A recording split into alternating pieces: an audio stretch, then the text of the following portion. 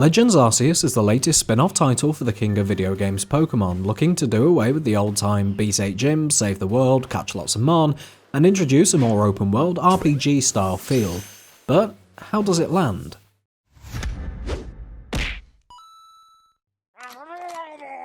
You play as a 15-year-old, no, not 10, who is cast through a rift in space-time seemingly by God themselves with no real intent other than that you have to find every Pokemon in the Sinnoh region a few thousand years past. So much for those weekend plans. And thus you're found passed out on the beach by this game's professor, taken in and made a part of his team in the Survey Corps of the Galactic Expedition, with the goal of, you guessed it, filling in the Pokedex. Oh, and there's a giant rift above Mount Coronet that you were thrown from, so people don't really trust you, and it's shooting lightning into big Pokemon and making them go on a rampage that only you can stop because Pokemon trainers aren't a thing in this century. What's great to see here is just how mature the story is compared to other titles in the franchise. Within 15 minutes I was told that if I didn't pull my weight, I'd be left in the wilderness to die. A word that I don't think I've ever seen in the mainline games, let alone been threatened with. Game Freak also opted to omit a main villain, i.e. Gnome Team Rocket, leaving you guessing who's responsible for the problems you're now tasked with solving, and they managed to subvert your expectations on multiple occasions perfectly. Progression through the story is simple. Go on expeditions, fulfill the requirements of said expeditions, go home, eat potato mochi. These expeditions form the core of the gameplay and are fully open world, allowing you to do as you please towards whatever goal you have set, be it a story or a side mission, gathering materials, or completing Pokedex entries. It feels very Monster Hunter, which we're all for, but it also feels like something's missing. Over time, expeditions began to feel grindy and repetitive, especially when you've already covered a large number of the region's denizens. Gathering during these expeditions is also critical, as you won't be making bank trouncing other 10-year-olds with far too much pocket money in order to fund your Pokeball shortage. You're going to be crafting the vast majority of items yourself, and especially when it comes to Pokeballs, you're going to need a lot of them to complete the decks. Unlike the mainline games, capturing a Pokemon isn't enough to complete its entry. Instead, you must complete at least 10 requirements of that entry. These range from capturing a certain amount or at a certain time of day, to seeing them use a certain move a certain number of times. Filling these entries is paramount to progression too, as you need to complete a certain number of tasks in order to increase your ranking, with areas of the game locked off, that includes the main story, until a specific rank is reached. Oh, and those denizens, they will use their moves on you. Passive or skittish Pokemon will simply ignore or flee, but aggressive Pokemon will attack on sight, forcing you to run for cover whilst dodging thunderbolts and lightning. This is very, very frightening, as take too many hits and you'll black out, losing items as a consequence. Naturally, avoiding combat is always a possibility, unless it's one of the rare trainer battles. See a Pokemon you want to avoid? Just sneak past it. Want to catch it? Sneak up on it, maybe throw some food to distract it, and throw a ball. If it does come down to combat, you can of course fight back with your own Pokemon, and this is where the game evolves on past titles.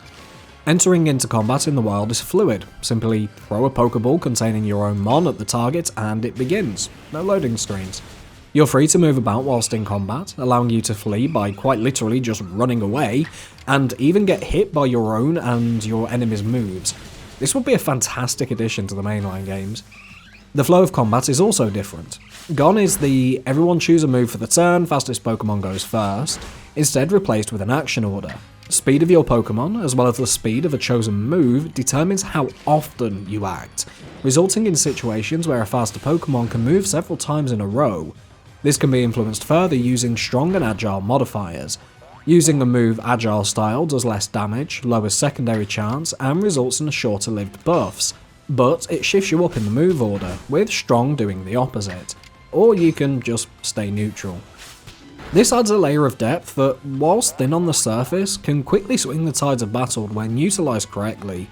As an example, using Calm Mind in an agile form only buffs you for 3 turns, but if doing so allows you to move twice in a row, then the possibility opens up of following up with a strong style attack, which thanks to the buff may now be enough to one-shot the target, and they haven't been able to do anything at all.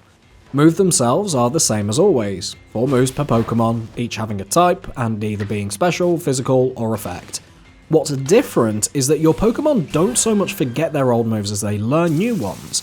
Instead, you can go into a submenu and choose the moveset for a Pokemon at any given time outside of battle from all of its known moves, allowing you to make changes in advance depending on the situation.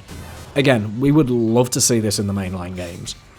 There is one other type of battle, being with the 5 Lords of the 5 regions. These are full-blown boss fights, but not Pokemon style. The Lords attack you, as you dodge, duck, dip, dive and dodge whilst throwing bombs to whittle away their health bars. You do get the opportunity to enter into Pokemon combat at intervals throughout, allowing you to do some serious damage, but the vast majority of the encounter is old school ARPG boss fight. Mechanics are simple but effective, and change as the fight progresses, with later bosses being substantially harder to overcome. I actually failed the last 2 on my first try because I had to actually learn the fight. Onto the aesthetic side of things, sound is, as is always the case for Pokemon, top notch.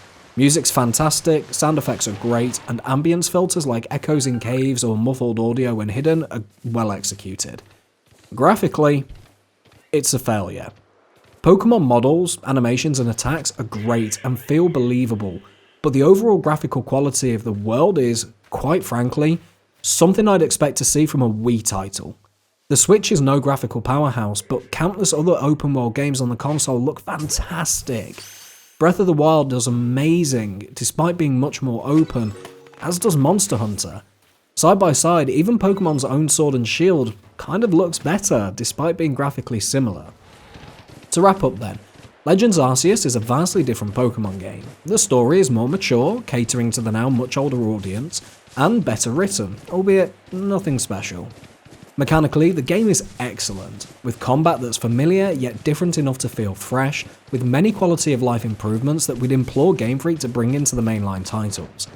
Progression can feel like a grind at times, more so than a typical Pokemon game, with expeditions feeling like they need just that something more.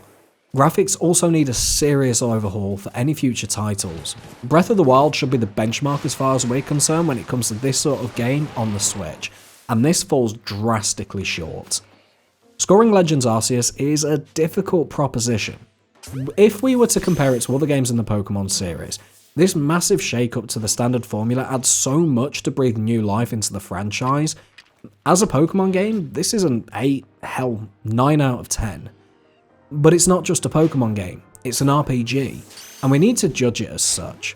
It does a lot right, but there's nothing groundbreaking in the RPG genre, and it's let down in too many areas. We score it 6.5 out of 10. Better than average, and there's a fantastic foundation here on which to build. We sincerely hope that Game Freak see this potential and grow the team and budget aside for any potential sequel. But should you buy it? If you're a massive Pokemon fan, yeah, go for it. Indifferent to Pokemon games but love RPGs? Maybe get it pre-owned or on sale down the road. And with that, we thank you for watching. We'll catch y'all next time.